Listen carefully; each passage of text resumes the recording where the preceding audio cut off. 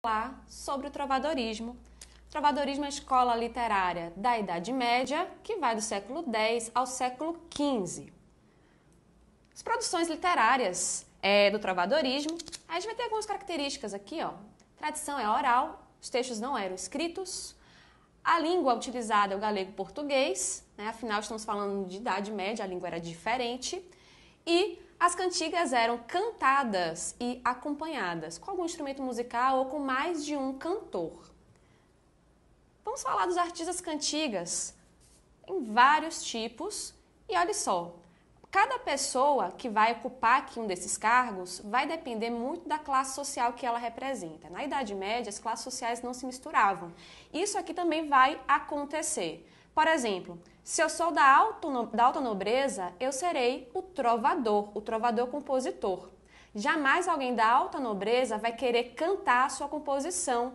Ao contrário do que a gente pensa, né, na contemporaneidade, que ser o cantor é a melhor opção numa banda, porque você vai ser o famoso que mais vai ganhar dinheiro, na Idade Média, cantar era condição de fracassado. Se o cara que era da alta nobreza resolvesse cantar, ele seria considerado um fidalgo arruinado. Bom, o jogral era tanto cantor como compositor, o menestrel só cantor e a soldadeira, uma mulher que tocava uma castanhola e também fazia caras e bocas durante a apresentação do jogral ou do menestrel. Os tipos de cantigas. Existem 4 tipos de cantigas. A de amor, a de amigo, são as cantigas líricas, que vão trazer uma temática amorosa. A diferença da de amor para a de amigo é que a de amor vai ter... As pessoas que vão fazer as cantigas vão representar classes sociais mais elevadas e a de amigo, classes sociais menos elevadas, certo?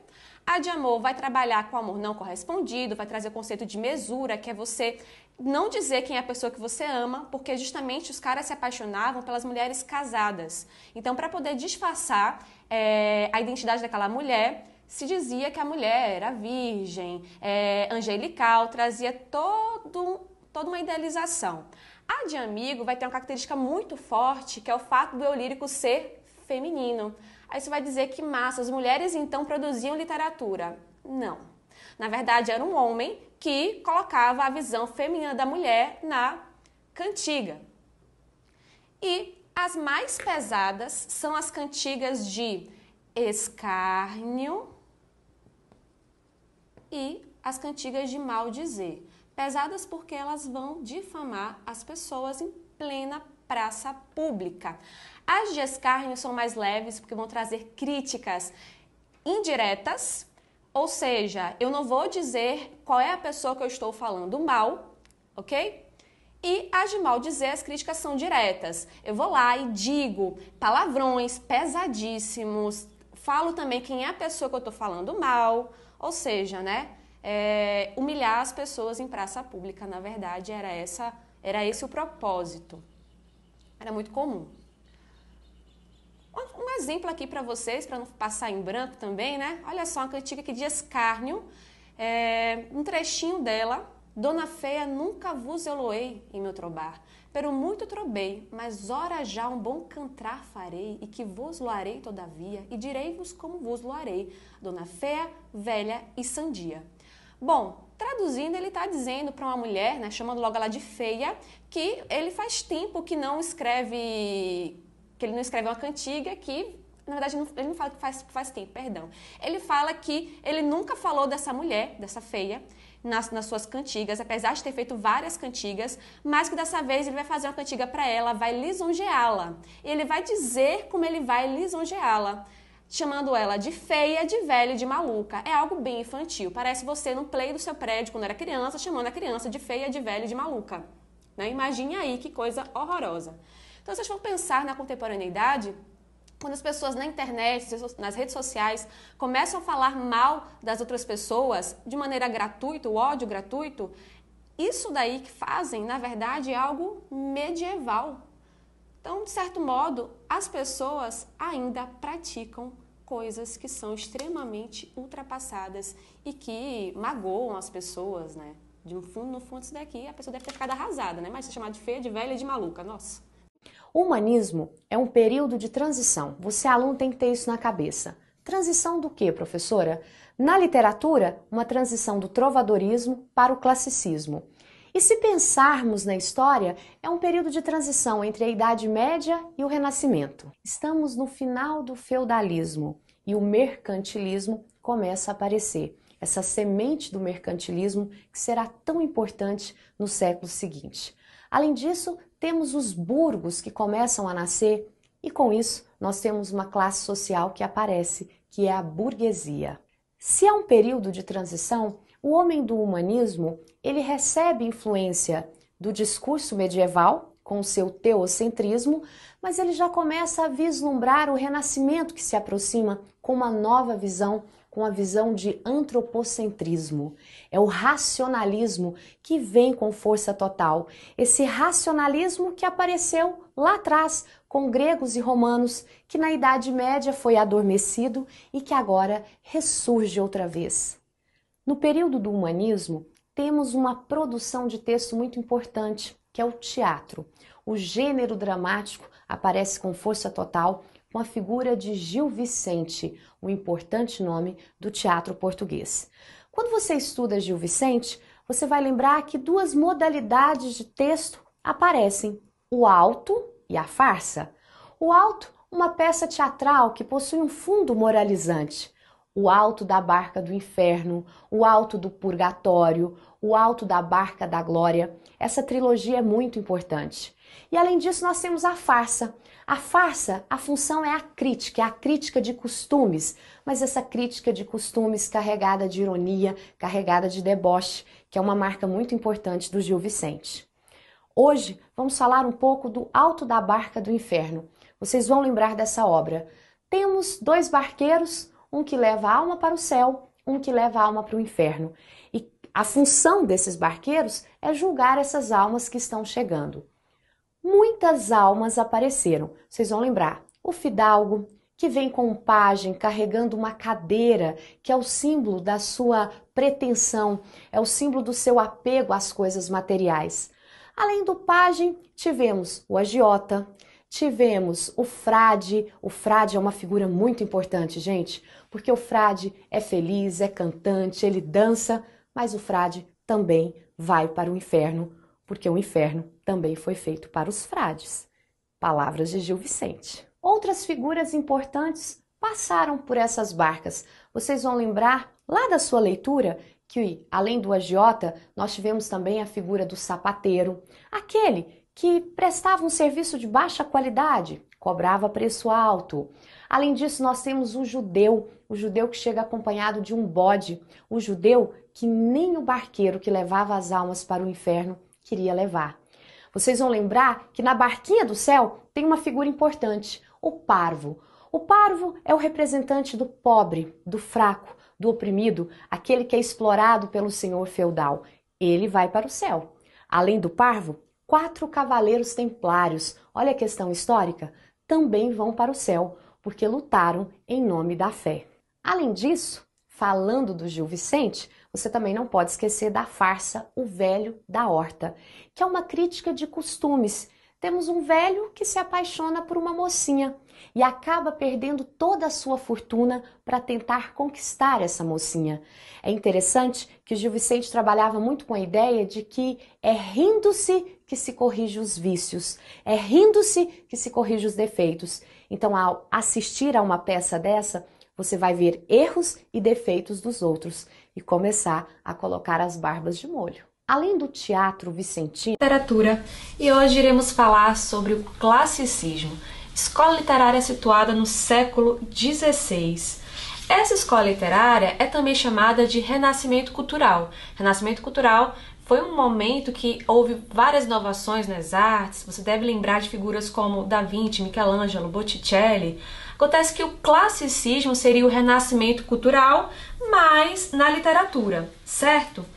Esse quadro, essa tela, é chamada de A Primavera, é do Sandro Botticelli, e dá para a gente perceber, talvez, uma das características mais marcantes do classicismo, que é a retomada da utilização de deuses gregos ou romanos na literatura, na pintura, na escultura, em tudo. Esse quadro aqui nós podemos observar o Zéfiro, né, o deus do vento, a Vênus, que é a deusa da fertilidade. Aqui nós temos aqui o Ares, deus da guerra, as ninfas, as três Marias e por aí vai. Então a mitologia grega ou romana vai ser muito utilizada tanto nas artes de uma maneira geral como na literatura. Dentre as características do classicismo está o humanismo, a valorização do homem. Vocês devem lembrar que na Idade Média havia o teocentrismo, Deus estaria no centro do universo. Só que o homem passou por um processo de transformação, passou a se tornar mais racional e percebeu que, na verdade, ele não estava predestinado a algo, e sim que ele era o senhor do seu destino, que ele poderia, no caso, ter autonomia na sua vida. Então ele passou a perceber que ele estava no centro, né? Antropocentrismo, certo? Então essa valorização do homem é muito relevante para a gente pensar o classicismo. Quando a gente traz a valorização da cultura greco-romana, né, que seria o paganismo, em hipótese alguma quer dizer que as pessoas deixavam de acreditar em Deus, um Deus cristão. Na verdade, elas continuavam acreditando, obviamente, só que a cultura greco-romana era utilizada apenas na estilística, para tornar mais interessante a história, a pintura, enfim. O hedonismo é a valorização a busca pelo prazer, e o carpe diem seria aproveitar o momento. Os dois significados ali estão bem próximos. Então, simplesmente, o homem passou a perceber o seu poder em relação ao todo, né?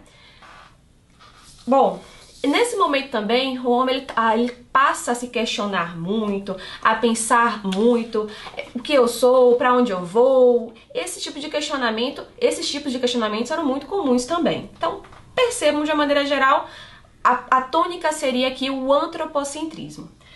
Bom, para poder te ajudar também em relação à forma, né, a poesia, é necessário pensar o seguinte: existia uma medida chamada velha e com o passar do tempo, com o classicismo, se criou a medida nova. A medida velha tinha dois tipos, era a redondilha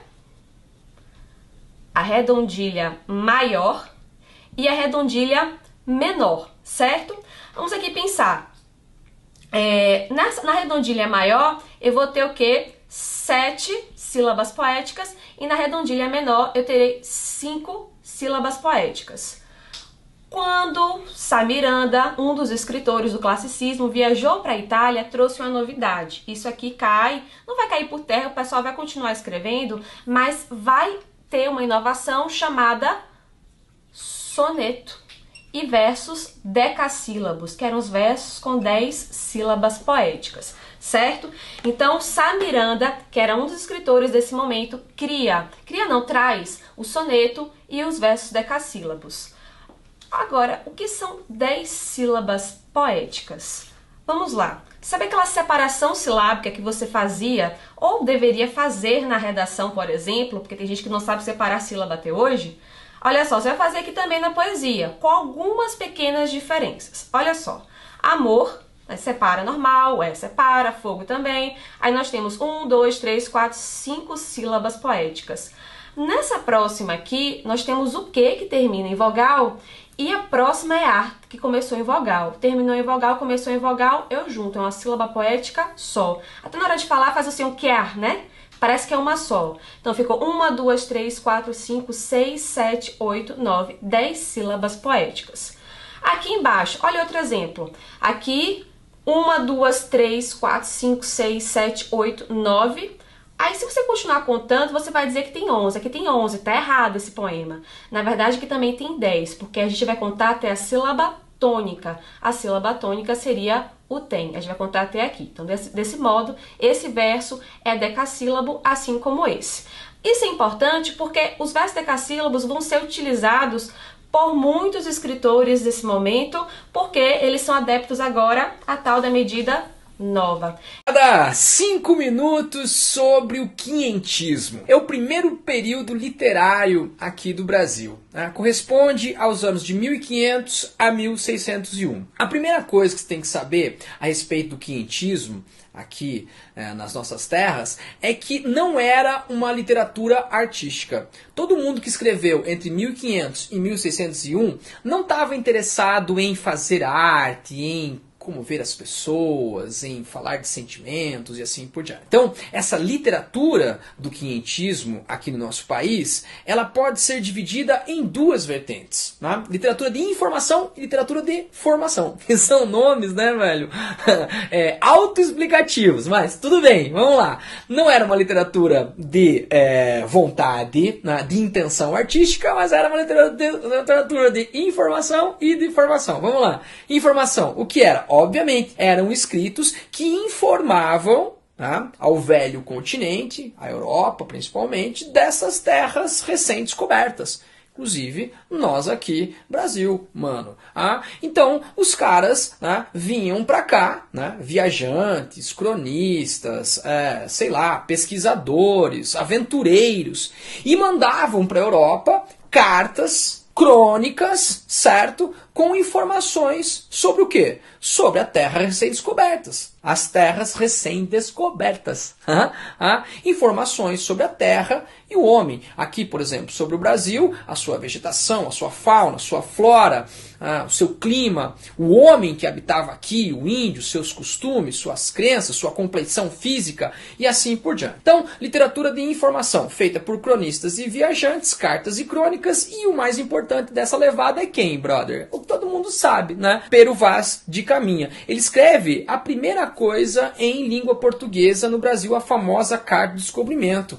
Nossa certidão de nascimento literária. E aí é legal você ir acompanhando os vídeos, né? Eles vão se comunicando entre si. E daí você vai falar assim, pô, Josinho, mas não é uma discriminação com o índio dizer que a literatura começa só quando chega o português? De certa forma é e de certa forma não. Por quê? Porque o índio tinha uma literatura, mas não tinha a litere, que nós vimos já em vídeos anteriores, que é a letra escrita. O índio tinha uma literatura oral. A literatura escrita só começa quando chegam os portugueses aqui, e o primeiro registro literário do Brasil é a Carta do Descobrimento, Pero Vaz de Caminha, mandando lá para o rei Dom Manuel informações sobre, né, essa terra descoberta, se tinha riquezas, não sabia dizer, mas poderia ter aqui ouro, né, aquilo que movia as navegações, o interesse econômico, e também dizendo que deveria se salvar aquele povo que não conhecia a fé católica, os dois, né, combustíveis das navegações, né, as riquezas e a expansão da fé. Tudo isso está na Carta do Caminha. Outros cronistas, cara, muito pouco provável que apareça para vocês esses cronistas além do Pero Vaz. Mas vamos lá. Pero Magalhães Gândavo, Tratado da Terra do Brasil. Gabriel Soares de Souza, Tratado Descritivo do Brasil. Fernão Cardim, Hans Staden. Mas enfim, o mais importante é o Caminha nessa vertente de informação. Vamos para a segunda, a literatura de formação. Que literatura de formação? É literatura feita pelos jesuítas para catequizar, formar os índios na fé católica, né? O começo da colonização do Brasil, que se deu um pouquinho depois do descobrimento, lá por 1530, é muito engraçado um livro que o Eduardo Bueno fez a respeito do início da colonização do Brasil. Ele chama de Náufragos, Traficantes e Degredados. São as 3 primeiras classes que vinham, né, povoar nós aqui. Náufrago, traficante, bandido, degredado, né? E eles estavam aqui em contato com as índias peladas, sem noção de pecado. O Brasil estava um verdadeiro baile funk primordial. E são mandados para catequizar os índios, né, os padres jesuítas, aquela, né, como é que fala?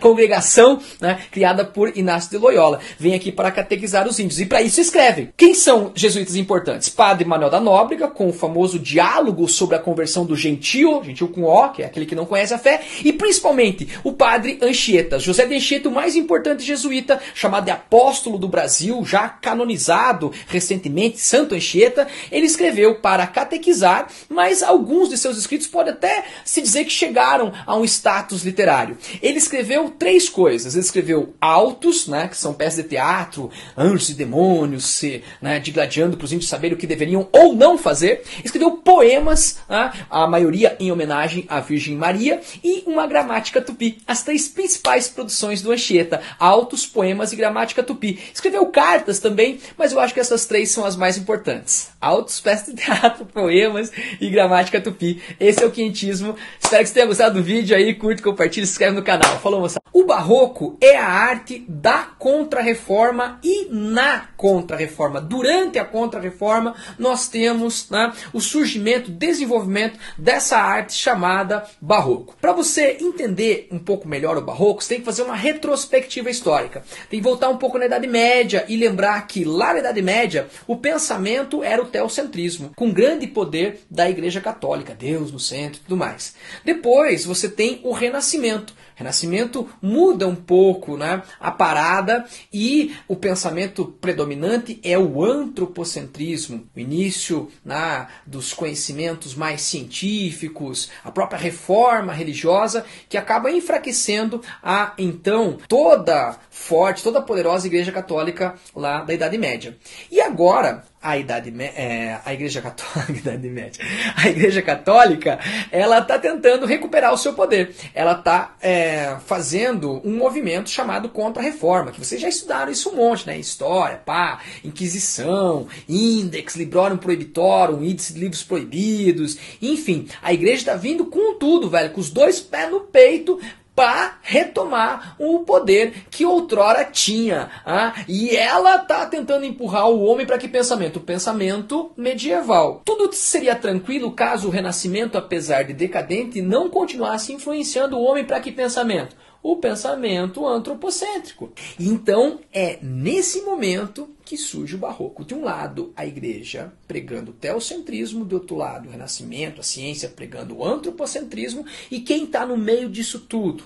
Você, Joãozinho? Não, o homem barroco, velho. O homem barroco está nessa crise. Vem a igreja e diz, a terra é retangular, a ciência diz, a terra é redonda. Vem a igreja e diz, é o sol que gira em torno da terra. Vem a ciência e diz, é a terra que gira em torno do sol. E o homem está nessa crise, nessa dúvida, né? Não sabe para onde ir. E é dessa crise, e é dessa dúvida que surge a arte barroca. O homem barroco, portanto, um homem complexo que vai produzir uma arte complexa. Primeira característica importantíssima do barroco em qualquer arte. Na música, na pintura, na arquitetura, na escultura, a complexidade, a dualidade, o contraste, a dúvida. Pecado, perdão, fé e razão, bem e mal, claro e escuro. O homem barroco vive essa tensão. Quais são os temas barrocos mais importantes? A efemeridade da vida. Esse cara aqui não sabe se vive para o corpo ou para a alma. Tem a vida passando brevemente diante de seus olhos. Pô, viver uma vida já é foda, imagina, cara, 2 vidas numa só. Então, a efemeridade, a brevidade da vida e o carpe diem em resposta a isso. O que é carpe diem? Aproveite o dia. Já que a vida é curta, vamos aproveitar a vida. Isso que vem lá dos antigos, essa filosofia do carpe diem. Outra coisa importante no barroco é que as formas barrocas mais famosas são o cultismo e o conceptismo. Se cair essas 2 palavras em qualquer prova, velho, pode marcar que é barroco. Cultismo, jogo de palavras. Conceptismo, jogo de ideias. Lembre que o homem barroco cultua a palavra. Cultismo, jogo de palavras. E conceptismo vem de conceito, né? De ideia. Conceptismo, jogo de ideias. Na literatura, quais são as figuras mais usadas pelo homem barroco? Obviamente, as figuras que trabalham com ideias contrárias. Que figuras de linguagem? A antítese e o paradoxo. Antítese, aproximar opostos. Paradoxo, fundir opostos. Tá? Estou acordado e todos dormem, como diria São Paulo. Antítese, aproximou opostos. Estou dormindo acordado. Paradoxo, fundiu opostos. Beleza? O barroco também usa hipérbato, inversão sintática, hipérbole, exagero, metáfora, metonímia. Ele é abundante na sua linguagem, mas principalmente antíteses e paradoxos. Tá, no Brasil, quem são os mais importantes importantes autores do barroco brasileiro. Vamos lá. O nosso querido Padre Vieira, o maior orador sacro do século XVII, talvez um dos maiores da história da igreja. Escreveu sermões e cartas. Não fez nenhuma obra artística como uma peça, um romance, mas os seus sermões são considerados verdadeiras obras de arte e tematizam, além da religião, questões políticas e sociais como a defesa do índio. E para fechar o nosso videozinho, o mais importante barroco, que é o poeta Gregório de Matos, o Boca do Inferno, que refletiu exatamente esse conflito barroco. Ele escreveu poemas satíricos, de crítica social, poemas obscenos e pornográficos, pecado, o corpo, mas também escreveu poemas religiosos, sacros, de pedido de perdão, de penitência, de arrependimento. O corpo e a alma, o pecado e o perdão. Poesia satírica e poesia sacra. Ele também escreveu uma terceira vertente, que é a poesia lírica, lírico-filosófico, lírico-amorosa. As 3 vertentes da poesia de Gregório de Matos. E esses 2 são os grandes nomes do barroco do Brasil, Gregório e Vieira. Valeu, moçada! Salve, moçada! No último vídeo, a gente falou sobre o barroco. Aquele cara que estava numa tensão entre o teocentrismo versus antropocentrismo, o corpo e a alma, o pecado e o perdão, aquela dúvida, aquela crise. Agora, nós estamos no século XVIII. O homem do século XVIII vai fazer uma opção entre religião e ciência. Ele vai optar pela ciência, entre fé e razão, vai optar pela razão. Tanto que o século XVIII, vocês conhecem, é conhecido como o século das luzes, devido ao iluminismo, aquele pensamento, aquela filosofia em que o homem diz que vai ser iluminado pelas luzes da razão, do conhecimento e da ciência. É nesse contexto que vai surgir o arcadismo. Só para lembrar, as ideias iluministas, brother, elas vão inspirar revoluções pelo mundo inteiro. Você também está ligado disso. O iluminismo influencia a Revolução Francesa, a independência dos Estados Unidos, por exemplo, e aqui no Brasil, a Inconfidência Mineira. Só para lembrar, né? Revolução Francesa deu certo, sim ou não? Sim. Independência dos Estados Unidos deu certo? Também. Inconfidência Mineira deu certo? Não, né, velho? Por quê? É nóis, Brasil, bate aí.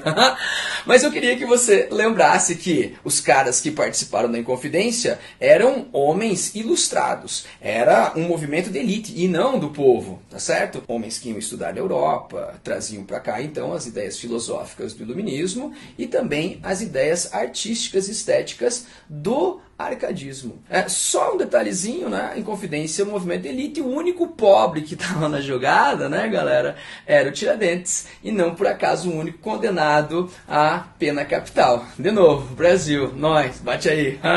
Muito bem, então esses caras que participaram da Inconfidência fundaram também uma estética literária, eram poetas, que se chamou essa estética de arcadismo. O que é o arcadismo? Arcadismo vem de Arcádia. Arcádia é uma região da Grécia Antiga, onde viviam pastores que cultuavam a poesia, segundo a lenda, e viviam em perfeita harmonia com a natureza. Se você lembrar desses 3 elementos, vai ser massa para você em qualquer questão sobre arcadismo. Grécia Antiga, natureza e pastores. Os poetas árcades aqui brasileiros estão em Minas Gerais de 1700 e tralá, velho. Mas eles fingiam ser pastores da Grécia Antiga. Tanto que eles elaboravam pseudônimos pastoris. Como se fossem pastores da Grécia. Tomás Antônio Gonzaga, quando escrevia, assinava como pastor Dirceu. Cláudio Moura da Costa, como Glauceste Saturnio. Portanto, adotavam pseudônimos pastoris e imitavam os clássicos. Anota essa palavra aí, ó, mimese. O que é mimese? Mimetismo. Imitar. Os árcades querem imitar os clássicos. Quem são os clássicos? Os gregos e romanos da antiguidade. E por imitarem os clássicos, árcades são chamados de neoclássicos, ou neoclassicismo. Isso é importante. Outra coisa que você tem que lembrar é que a poesia árcade sempre se passa no campo. Tranquilidade. Locus amenus, lugar ameno, fugere urbem, fugir da cidade e ir para um campo tranquilo, idílico, paradisíaco. Como é que chama isso? Bucolismo. A poesia árcade sempre se passa em paisagens naturais, campos, prados, campinas, flores. Outra importante característica é a questão do racionalismo. Lembre-se, são iluministas, portanto usam da razão. E se são racionais, produzem uma arte mais equilibrada, mais simples e mais harmoniosa. Principalmente se virmos isso em relação ao barroco. Então o árcade é mais equilibrado, mais simples simples e mais harmonioso na sua produção artística em relação ao seu antecessor barroco. Tudo bem? No Brasil, quais são os grandes nomes do arcadismo brasileiro? Cláudio Mano da Costa, o primeiro árcade brasileiro, que escreveu Obras Poéticas, o primeiro livro árcade no Brasil, em 1768, e também escreveu um poema épico sobre a cidade mais importante do Brasil à época, a grande Vila Rica, hoje chamada Ouro Preto. Ao lado dele, Cláudio Mano da Costa, que tem o nome de pastor Glauceste, tudo bem, não esquece disso, o mais importante árcade, também envolvido com a Inconfidência, que é Tomás no Gonzaga. Tomás no Gonzaga escreveu os dois mais importantes livros do arcadismo, Marília de Dirceu e Cartas Chilenas. Marília de Dirceu tem uma primeira parte bem árcade, bucólica, neoclássica, e uma segunda parte mais melancólica, depressiva. É a época que ele estava na cadeia. Essa segunda parte de Marília de Dirceu é chamada de pré-romântica, inclusive. E Cartas Chilenas é a única obra política dos árcades. É uma sátira social ao governador de Minas Gerais, Luiz da Cunha Menezes, mas o Tomás do Gonzaga faz de conta que está no Chile, detonando o governador chileno, porque não podia abertamente falar da coroa portuguesa e do governador de Minas Gerais. E para acabar, galera, nosso videozinho, dois outros nomes do arcadismo brasileiro. Basílio da Gama, que escreveu um poema épico chamado O Uruguai, que fala sobre a expulsão dos jesuítas aqui na região de Sete Povos das Missões, divisa com o Uruguai, tá certo? Um poema épico dividido em 5 cantos. E o Caramuru, de Santa Rita Durão, também um poema épico que fala sobre o náufrago português Diogo Álvares Corrêa, que vai ser tratado como Caramuru, o deus do fogo, o deus do trovão, e vai levar uma das Índias Paraguaçu para a Europa. Esses dois outros nomes são importantes para o nosso arcadismo. Galera, é isso. Você que gostou, curte, compartilha, comenta. Salve, moçada! Hoje a gente vai tratar de uma das mais importantes estéticas artísticas e literárias da história. É o romantismo, assunto que é presença garantida aí nas mais variadas provas de vestibulares e concursos e afins e tudo mais. O romantismo se desenvolve no século XIX, tá certo? Final do século XVIII, começo do século XIX. Aqui no Brasil, 1836 é o marco inicial. Na Europa, obviamente, um pouquinho mais cedo. Então você pode colocar aí como contexto histórico do romantismo, na Europa, o período pós-Revolução Francesa. Vocês lembram do vídeo passado? O arcadismo influenciado pelas ideias luministas, o iluminismo que influencia revoluções pelo mundo. Então, pós-Revolução Francesa, nós temos uma burguesia que ascende ao poder e uma arte que vai atender aos anseios, aos interesses, à ideologia burguesa, e essa será a arte romântica. Então, contexto do romantismo na Europa, pós-Revolução Francesa. No Brasil aqui, chega no período da nossa independência, pós-independência, em 1836. Mas tá, vamos falar sobre características dessa escola artística literária. A primeira coisa que você tem que saber é que o romantismo, de certa forma, se opõe ao arcadismo, ao neoclassicismo. Por quê? Porque é uma arte produzida por e para uma nova classe social dominante. Acabei de dizer, a burguesia ascende ao poder depois da Revolução Francesa e ela vai querer dominar o mundo, né, velho? Assim como o Pink e o Cérebro querem dominar o mundo. E dominar o mundo não só do ponto de vista político, não só do ponto de vista econômico, mas também do ponto de vista o quê, brother? Filosófico, ideias, ideológico e, por conseguinte, artístico. Então essa nova classe que ascende ao poder e que vai dominar o mundo nas mais diversas áreas da sociedade, vai ter uma arte que será a sua porta-voz. A arte da burguesia é o romantismo. Beleza? Isso é importantíssimo para darmos um start aqui nesse nosso videozinho. Romantismo, arte da burguesia. Portanto, o romantismo será um veículo de difusão das ideias, da ideologia, dos valores burgueses. Tá certo? E quais são 3 valores burgueses que são 3 temas recorrentes no romantismo? O casamento, a religião e a nação. Eu gosto de marcar essas 3 palavras, mas se você quiser substituir por sinônimos, vai estar valendo. Em vez de casamento, amor, sentimento. Ao invés de religião, Deus, espiritualidade. Ao invés de nação, patriotismo, ufanismo. Mas essas três palavras aqui, velho, casamento, religião e nação, são centrais para a arte romântica. Outra coisa importante, né, tem a ver com o ideário burguês também, a valorização do indivíduo. E aqui você tem, então, a subjetividade brotando como uma grande característica artística.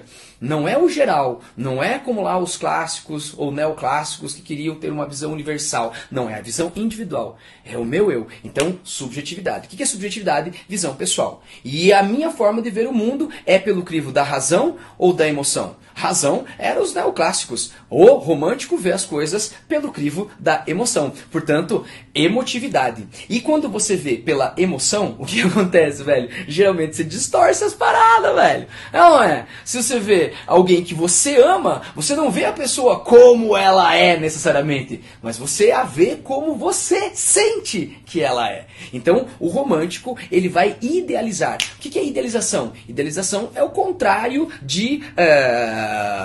vou dizer assim, o ideal é o contrário de real.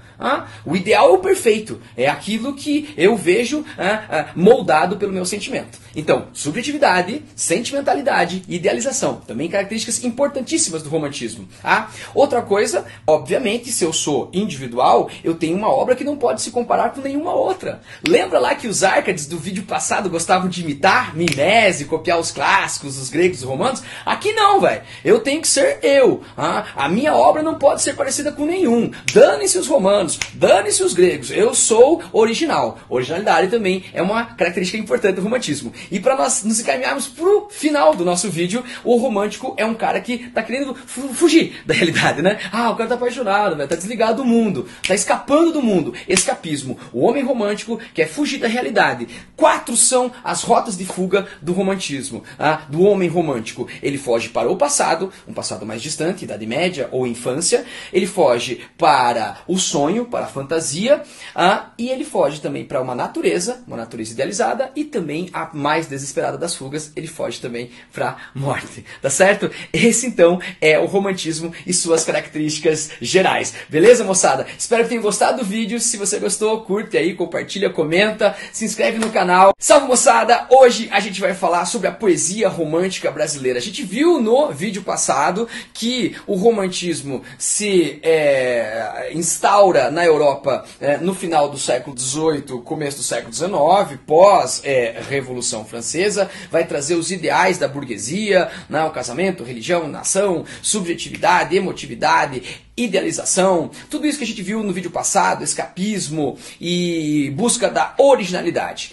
Essa estética chega no Brasil também num momento histórico muito importante.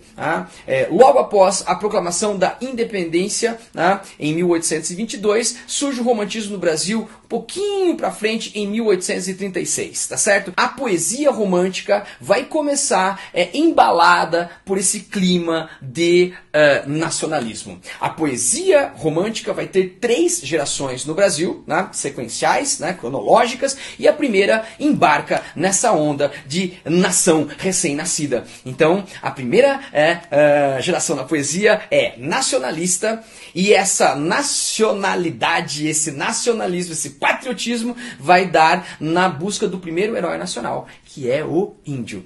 Lá na Europa você tinha como herói o cavaleiro medieval, e aqui nós vamos responder a esse herói com um índio idealizado, forte, bravo, corajoso, muito inspirado nas ideias de Rousseau, filósofo importante lá do iluminismo, que falava que o homem nasce bom, a civilização o corrompe. Então o mito do bom selvagem influencia nossos primeiros poetas. Então, quem são esses autores da primeira geração? Gonçalves de Magalhães, o primeiro autor a publicar uma obra romântica no Brasil, Suspiros Poéticos e Saudades, em 1836, surgimento do nosso romantismo. Mas o mais importante dessa geração é, obviamente, Gonçalves Dias. Gonçalves Dias é o cara, velho. Ele é ufanista, patriotismo, saudosismo, tá certo, cara? Patriota. Vai escrever um dos mais importantes poemas da nossa história, que é a Canção do Exílio, velho. tá no hino brasileiro, cara. O cara que fez o hino botou lá 2 versos do Canção do Exílio pra homenagear o cara. Nossos bosques têm mais vida, nossa vida em teu seio mais amores. Minha terra tem palmeiras onde canta o sabiá. As aves que aqui gorjeiam, não gorjeiam como lá. Nosso céu tem mais estrelas, nossas várzeas têm mais flores. Nossos bosques têm mais vida, nossa vida mais amores. Ah, lindão. Aí ele também tem uma poesia indianista importante. Os Timbiras, um poema incompleto. E Ijucapirama, velho. Um herói idealizado, maravilhoso. Aquele que chora diante da morte e suas ações bravas vão ser contadas geração após geração. Segunda fase do romantismo na poesia. Segunda geração, mal do século. Ultrarromantismo, byronismo, levar o romantismo às últimas consequências. E qual é a última consequência do amor? A morte, a morbidez.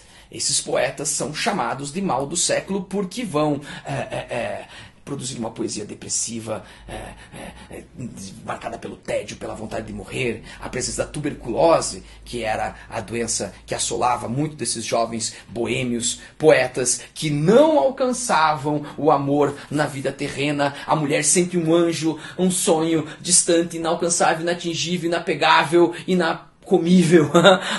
E como eu não posso tê-la nesta vida, eu quero passar para outra vida rapidamente. A morbidez, a morte, o principal tema da segunda geração. No Brasil, quem é o mais importante autor? O Byron brasileiro, Álvares de Azevedo, escreveu 3 obras fundamentais. Líder dos 20 anos na poesia, Macário no teatro, o cara que vende a alma pro diabo, um diálogo com Fausto lá do Goethe, escritor alemão que inicia o romantismo na Europa, e também uma obra de contos, Noite na Taverna. Ainda na segunda geração, Casimiro de Abreu, o poeta da infância, e seu famoso poema Meus 8 Anos, e Fagundes Varela, poeta de transição do poema Cântico do Calvário, em homenagem ao filho morto Emiliano. Para fechar nosso vídeo, terceira geração do romantismo. É a geração condoreira ou abolicionista. É a geração que já vai sair do sentimento de sofrimento individual para o sofrimento do outro. Já é um passo em direção do realismo que veremos daqui 2 vídeos.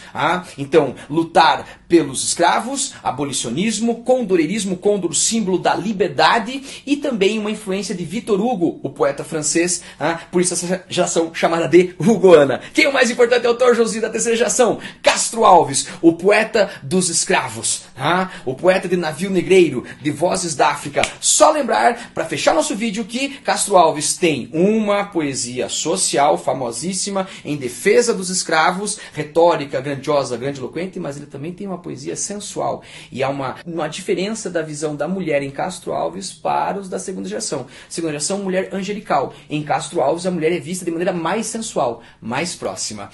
Livros dele, Os Escravos e Espumas Flutuantes. Esse é o romantismo na poesia no Brasil. Espero que vocês tenham gostado do vídeo aí, galera. Desculpa a correria! Salve, moçada! Vamos falar sobre o romantismo hoje na prosa. No vídeo passado a gente falou sobre a poesia romântica, as 3 gerações, né? A primeira geração, nacionalismo, Gonçalves Dias. A segunda geração, mal do século, Álvares de Azevedo. E a terceira geração, condoreirismo, Castro Alves. Vamos para a prosa, galera. O romance romântico. A primeira coisa que se tem que entender é que romance romântico não é pleonasmo. Romance na literatura não é historinha de amor, tá certo? É uma narrativa longa. Então, romance pode ser romântico, pode ser naturalista, realista, romance de ficção científica, romance policial, tá? Então, o romance romântico é o primeiro romance a se publicar aqui no Brasil.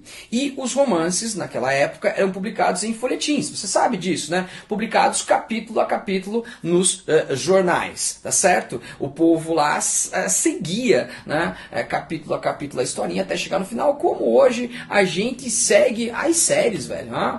O próximo episódio, a próxima temporada, muito similar à confecção dos romances do século XIX com a confecção das séries hoje em dia.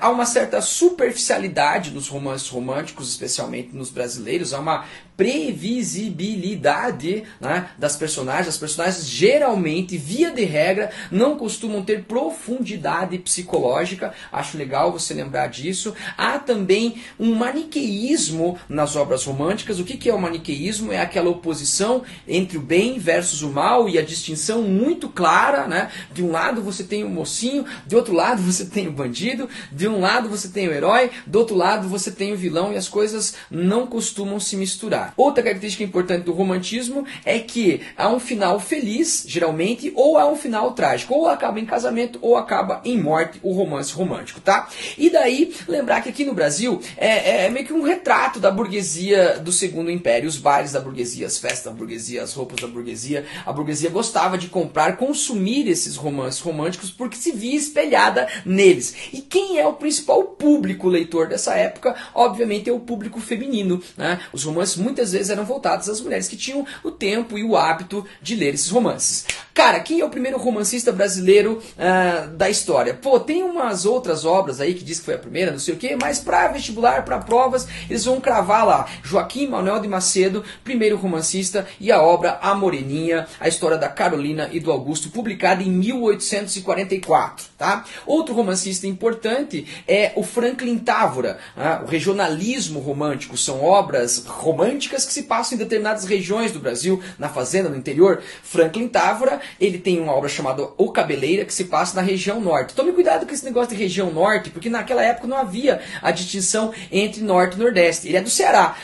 Diríamos hoje autor nordestino, mas ele se chamava um autor nortista. Então ainda classificamos o Cabeleira um romance do norte. Aí você tem outros regionalistas como Bernardo Guimarães, que ambienta também suas histórias no interior, na fazenda, às vezes em São Paulo, às vezes em Minas Gerais. Quais são as duas obras mais famosas dele? A Escrava Isaura, aquela escrava branca que é perseguida pelo seu dono, o Leôncio. Nada a ver com o personagem do Pica-Pau, mas ela vai ser libertada de Leôncio pelo jovem advogado Álvaro, casa-se com ele no final. Você tem também o Seminarista, história trágica de Bernardo Guimarães, também um romance regionalista romântico. Ainda regionalista é Visconde Toné, brother, que ambienta o seu romance Inocência no Mato Grosso, dentro de uma fazenda. A menina Inocência se apaixona pelo jovem médico homeopata lá, o Cirino, o seu noivo, um ciúme, vai matar o Cirino no final e ela também morre. Final trágico, Inocência de Visconde Toné. Mas o mais importante artista do romantismo brasileiro, o mais importante romancista, todo mundo sabe, é José de Alencar. E aqui é importante você lembrar que o romantismo na prosa não se divide em gerações. É muito crasso, é muito feio o erro de perguntar, de qual geração que é José de Alencar? Geração nenhuma. Geração são os poetas. Os prosadores se dividem em núcleos temáticos. Quais são os núcleos temáticos? Os romances regionalistas, que eu já comentei, romances históricos, romances indianistas e romances urbanos. O Alencar simplesmente produziu nas 4 linhas temáticas, né? Romances regionalistas, como Sertanejo Gaúcho, romances históricos, como As Minas de Prata, mas principalmente romances indianistas, e a tríade indianista dele, muito foda, Iracema, o Guarani e o Birajara, e romances urbanos que se passam na cidade, como é o caso também de Diva, Lucila e Senhora, simplesmente obras-primas da nossa literatura e que caem em todos os vestibulares, tá? Então, indianistas e urbanos, as duas como é que eu vou dizer, vertentes de produção mais importantes do Alencar. Isso aí, o romantismo na prosa, galera. Espero que vocês tenham gostado do vídeo. É um resumo rapidão, mas espero que sirva pra vocês. Se você gostou, curte, compartilha aí,